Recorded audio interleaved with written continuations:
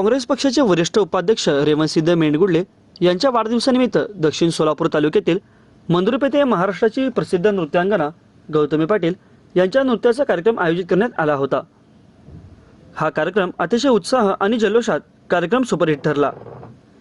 विशेष करून महिला व युवतीची मोठी उपस्थिती लावून कार्यक्रमाची शोभा वाढवली।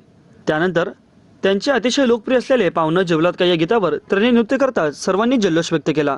त्याचवेळी महिलांमध्ये एक छोटा बालक नाचत होता। त्याला लगेच गौतमी पाटील यांनी आपल्या स्टेजवर बोलावून घेतले आणि त्या मुलासोबत नृत्य केले। तो क्षण पाहण्यासारखा होता। त्या चिमुकल्या मुलाचे नाव विराट उमाकांत फडतरे, तो राहणार मंदुर इथल्या झेडपी येथील प्रशालेत शिकत होता।